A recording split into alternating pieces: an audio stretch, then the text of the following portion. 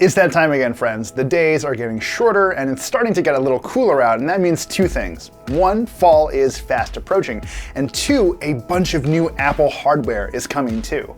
Apple is putting on another show in California to show off these devices in just a few weeks, but we thought we'd take a minute to break down what you should expect to see and when you'll be able to buy all of it.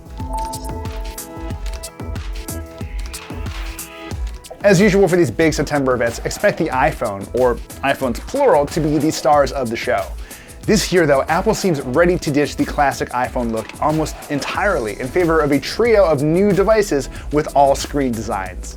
We're in the middle of what some call an S year, so changes to the standard iPhone X should be pretty modest. Expect a newer, faster A-series chipset, an improved dual camera, and up to 512 gigs of storage, if you're willing to pay, that is. Otherwise, that stainless steel body and that 5.8-inch OLED screen will likely remain unchanged.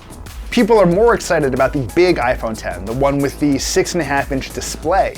It'll have the same internals as the smaller iPhone, with probably a bit more RAM, so the big draw here is really the screen and what it allows you to do.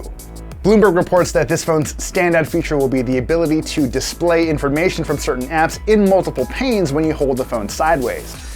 Rumors also suggested this would be the year that Apple Pencil support finally comes to the iPhone, but famed analyst Ming-Chi Kuo recently downplayed those rumors, so we're inclined to agree with him. New to the mix this year is a cheaper model with the same iPhone X-inspired design and an LCD screen. Apple is new to cheap versions of smartphones. Just look at the iPhone 5C and SE if you don't believe me. Unlike those other low-cost phones though, this one is big. Its screen is 6.1 inches, making it the biggest cheap phone the company has ever made. Apple's trying to give it an extra dose of appeal with a handful of new colors too. Reports suggest we'll see blue, red, and orange models in addition to the usual space gray and silver. Beyond that, we're also fairly sure it's going to come with a single rear camera to cut down on the price. Really, the biggest question left is when it'll actually go on sale. While the more traditional iPhone Xs should start shipping in September, we might see this cheaper model on store shelves in October. It's a safe bet a new version of the Apple Watch will get its share of the limelight in a few weeks too. If all the reports hold up, the Series 4, or whatever it's called, will feature a larger screen, though that doesn't mean the watch's bodies will get significantly bigger.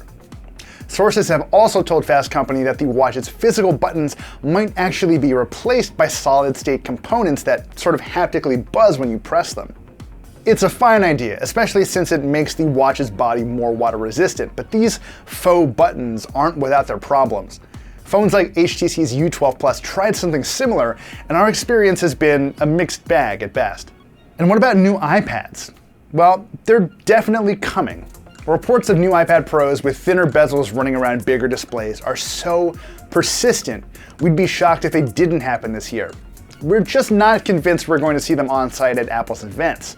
These presentations are long enough as they are, you know?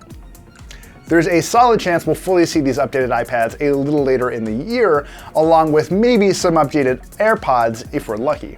It's also possible we'll get our first glimpse at some new Macs, including a new laptop with a 13-inch Retina display that Bloomberg says is a follow-up to the long-running MacBook Air line.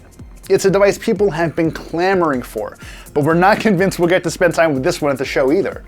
Ditto for the rumored Mac Mini refresh, a roughly $500 machine that has apparently been reconfigured with a focus on professional users.